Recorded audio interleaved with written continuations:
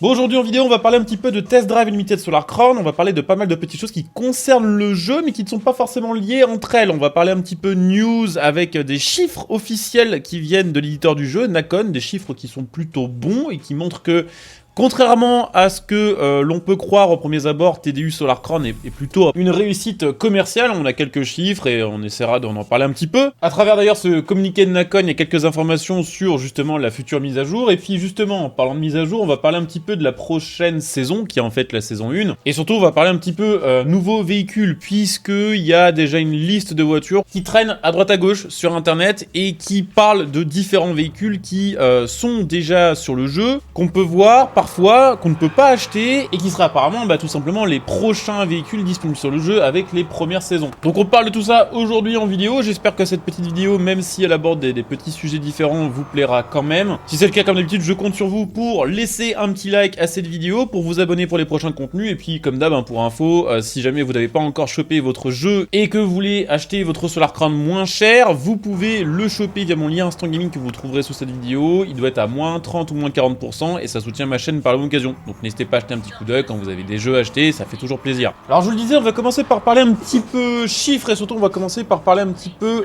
rapport et retour de la part de Nacon. Nacon, c'est l'éditeur de Test Drive Unlimited Solar Crown, et en gros, Nacon, c'est l'entreprise qui a le droit de vie et de mort sur Test Drive Solar Crown. En gros, pour faire simple, c'est Nacon qui a financé le jeu, et Nacon espère bien sûr un retour sur investissement grâce aux ventes du jeu. Et si les ventes du jeu n'étaient pas assez bonnes, Nacon pourrait entre guillemets décider d'arrêter TDU Solar Crown prématurément et de ne pas aller au-delà de la première année de suivi. On sait déjà qu'il y a 1 an de suivi qui est prévu pour le jeu. On a déjà eu la fameuse roadmap qui a été publiée par Nacon et par les développeurs du jeu, dans laquelle on apprenait que la saison 1 ce serait la fameuse saison centrée sur l'arrivée du mode compétitif Solar Crown, que la saison 2 ce serait la saison centrée sur l'arrivée d'une nouvelle map qui sera basée sur Ibiza de TDU 2, que la saison 3 ce serait centré sur la rivalité entre clans, et que la saison 4 c'est le retour du casino sur Test Drive. Tout ça c'est à peu près garanti à 100% qu'on l'est sur le jeu. Maintenant c'est vrai que la question se posait, voilà, est-ce que TDU Solar Crown est une réussite financière, et est-ce qu'on peut espérer plus qu'un an de suivi? Et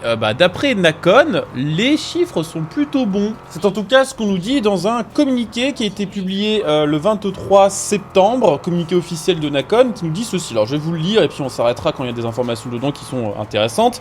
On nous dit, après plus d'une décennie d'attente par les fans, le nouveau jeu de la licence à succès Test Drive Solar Crown est sorti le 12 septembre dernier sur toutes les plateformes. Il enregistre déjà près de 100 000 joueurs actifs chaque jour à travers le monde. Alors 100 000 joueurs actifs, ça veut dire qu'il y a au moins 100 000 personnes tous les jours qui ont lancé leur Test Drive Solar Crown et qui ont joué au jeu ou qui ont essayé de s'y connecter. Et ça rassemble à mon avis les données Steam, donc la version PC, plus les données console, donc Xbox et PlayStation 5. Donc on parle bien de 100 000 connexions par jour, c'est pas à 100 000 joueurs simultanés. Je pense que là évidemment on est à moins que ça. Ce qui aurait été cool, c'est d'avoir justement un peu plus de détails sur ces chiffres là pour pouvoir comparer un peu plateforme par plateforme, pour savoir un petit peu sur quelle plateforme TDU Solar Crown allait mieux marcher. Et surtout ce qui aurait été intéressant, c'est de savoir comment ces joueurs sont comptés. Est-ce que c'est 100 000 personnes qui accèdent vraiment au jeu, ou est-ce que c'est 100 000 personnes dont les joueurs qui restent aussi bloqués au menu? En tout cas 100 000 personnes par jour, c'est plutôt bien, même si c'est moins que des très gros jeux. Ça reste des chiffres que pas mal de studios aimeraient avoir, notamment pour un jeu AA développé par une équipe de taille moyenne avec un budget de taille moyen. C'est mieux quand même au niveau de ces chiffres là, faut le dire quand même si bon là c'est un peu comparé les carottes et les patates, que Solar Crown en termes de connexion quotidienne fait mieux que certains AAA de course comme Forza Motorsport. Le dernier Forza Motorsport sorti en 2023 et qui a coûté infiniment plus cher que Solar Crown et qui a été développé par une équipe beaucoup plus grosse, fait moins bien, et le all-time peak de Solar Crown est aussi supérieur à celui de Forza Motorsport. Ce communiqué dit ensuite que malgré les difficultés techniques initiales, notamment liées à la gestion des serveurs face à l'afflux massif des joueurs, alors ça, un jour j'espère qu'on aura le fin mot de l'histoire, d'où est venu le problème. Est-ce que c'est Nacon qui a radiné sur la quantité de serveurs, ou est-ce que objectivement il s'attendait pas à autant de joueurs? J'ai un petit peu de mal à y croire quand même, je vous avoue que je pense quand même, je ne sais pas, hein, mais que les éditeurs savent quand même à peu près combien de précommandes ils ont fait, et je trouve ça bizarre que, bon, il y ait encore des problèmes de serveurs comme ça. Mais bon, ils le disent, la communauté s'est rapidement rassemblée autour du jeu, démontrant un engagement fort. Ce succès se reflète également dans les ventes physiques qui placent ce jeu dans le top 5 des meilleures ventes dans les pays où il est distribué. Alors la phrase est un peu ambiguë, je suppose que ce sont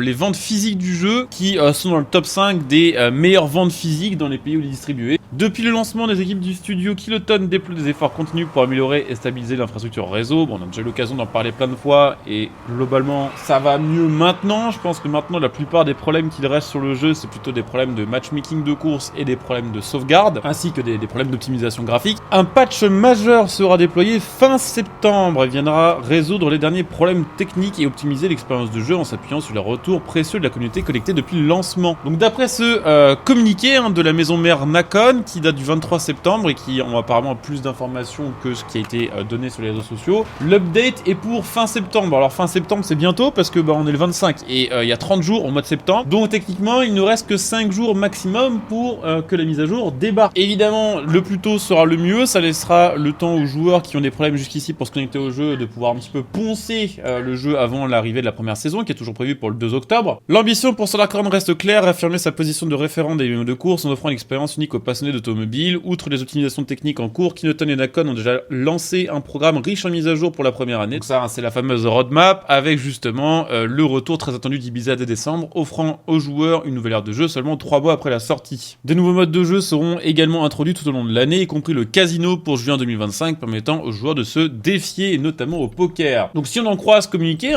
et tout ce qu'on vient de lire, apparemment Solar Crown c'est plutôt pas mal vendu et a l'air relativement satisfait des ventes de ce jeu. Je rappelle quand même que Solar Crown c'est le plus gros projet qui a été édité et financé par Kiloton. C'est de très loin le projet qui a coûté le plus cher à Kiloton et forcément ils en attendent beaucoup et apparemment le lancement est pas si mauvais, en tout cas de leur côté. N'en déplaise aux haters qui souhaiteraient tout simplement que TDU Solar Crown soit un flop complet. Donc très clairement, vivement la première mise à jour en espérant vraiment que cette première mise à jour corrige tous les gros problèmes du jeu et que surtout le lancement de la première saison qui arrive le 2 octobre se fasse sans encombre. J'espère vraiment que le 2 octobre, si jamais il y a une reconnexion massive des joueurs pour profiter de la saison, il n'y aura pas les mêmes problèmes que le 5 septembre ou que le 10 septembre là, avec les sorties des différentes versions du jeu et que les serveurs tiendront le coup. Sinon c'est vrai que ce sera très très dur de remotiver encore les joueurs pour revenir dessus. Mais bon voilà, je pense que si les problèmes sont corrigés et qu'on redonne l'occasion aux joueurs peut-être de découvrir le jeu gratuitement via un week-end gratuit ou quelque chose comme ça, ça peut faire changer la vie de pas mal de joueurs aussi. Je voulais aussi vous parler un petit peu dans cette vidéo, je vous lisais de la saison 1 et de certaines voitures qui ont été aperçues sur le jeu et qu'on ne peut pas acheter pour le moment. Ce sont des voitures qui ne sont pas dispo au concessionnaire, qu'on ne peut juste pas débloquer. Mais pourtant elles sont là, on peut voir les IA les conduire parfois, on peut aussi les voir en photo dans certains endroits sur le jeu. Il y a donc de très fortes chances que ces voitures arrivent avec les premières saisons du jeu. Alors pour l'instant on ne sait pas combien il y aura de voitures à chaque nouvelle saison, on ne sait pas vraiment ce qui nous attend sur ce point là, on ne sait pas non plus si par exemple en téléchargeant le jeu on a déjà téléchargé tous les fichiers des saisons 2, 3 et 4 ou si on a seulement on va dire que le basique pour la saison 1. En tout cas je vais vous faire la liste des voitures qui ont été trouvées sur le jeu qui sont pas encore dispo et qui vont donc arriver dans les prochaines semaines ou dans les prochains mois.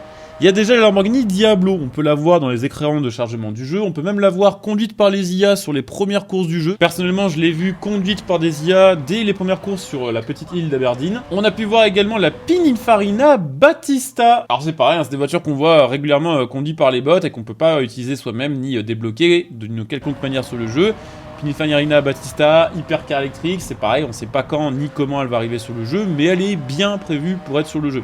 Il y a ensuite la Audi e-tron GT, alors je vous en parle là parce qu'en fait on sait qu'elle va arriver sur le jeu parce que les développeurs l'ont montré et ils ont montré que ce serait même d'ailleurs la récompense du premier Solar Pass, donc de la première saison. Il y a ensuite la Bugatti Chiron Sport 300+, alors là c'est un boss des Sharps, je crois qu'il l'a conduit. Genre c'est sa voiture perso au moment où vous allez lancer les duels contre lui, donc là c'est pareil, c'est 100% sûr, c'est une voiture qui est sur le jeu et juste pour l'instant on peut pas l'acheter mais ça viendra. Il y a deux modèles de chez Ferrari qui avaient été confirmés à l'époque par les développeurs du jeu et dont on n'entend plus parler, enfin plus vraiment, c'est deux Ferrari, la Ferrari Aperta, ça ce sera vraiment cool, si un jour on l'a sur le jeu pour de vrai, ça va être quand même assez incroyable, et surtout la Ferrari California, petit clin d'œil à TDU2, alors celle-ci on peut la voir en photo dans le dealer Ferrari, donc voilà, c'est vraiment 100% sûr qu'elle va arriver, on sait juste pas encore quand. Du côté de Lamborghini, il y a la Gallardo, pareil, hein, qui fait partie des voitures confirmées à la sortie du jeu et qu'on n'a toujours pas, donc il y a moyen que ce soit elle aussi une récompense de saison. Alors ce qu'il faut savoir aussi, c'est qu'il y avait eu un moment où les développeurs du jeu avaient parlé d'un concessionnaire de voitures temporaire dans lequel il y aura une espèce de rotation de voitures qu'on pourrait acheter seulement à un certain moment de l'année, un petit peu comme ce qu'on avait vu avec le concessionnaire spécialisé à l'époque de Forza Motorsport, où on a X jours pour acheter telle ou telle voiture, ensuite c'est une autre qui passe, ensuite c'est une autre, et ensuite ça fait une espèce de boucle pour nous redonner la chance régulièrement de racheter un véhicule. On n'a plus trop d'infos là-dessus, on en a même en fait pas trop tout court d'informations précises sur le sujet, je ne sais pas si c'est quelque chose qui est toujours prévu, et si oui, comment ça fonctionnera. En tout cas, voilà, c'était les petites choses que je voulais discuter avec vous aujourd'hui sur TDU. Je vous prépare encore pas mal d'autres vidéos sur le jeu pour la fin de la semaine de toute façon, en espérant bien sûr avoir l'occasion de revenir vers vous cette semaine en vous disant ça y est, la mise à jour sort et voici son contenu. Mais bon, voilà, il va falloir encore un peu de patience, d'après Nacon, c'est 5 jours max de patience. Voilà, c'était la vidéo du jour, j'espère que le sujet vous aura intéressé. Si c'est le cas, bien sûr, je compte sur vous pour soutenir la chaîne via tous les moyens gratuits. Vous pouvez par exemple venir me follow sur Twitch pour les prochains lives. En ce moment, pareil, je fais pas mal de TDU en live, là on est en train d'essayer de compléter la map à 100%, on vient d'atteindre le niveau 60, donc voilà, je fais beaucoup de live, n'hésitez pas à venir me follow, à utiliser votre Prime si vous voulez soutenir la chaîne et donner un petit coup de pouce gratuitement. Et puis voilà, merci d'avoir regardé cette vidéo, on se retrouve très bientôt pour une nouvelle.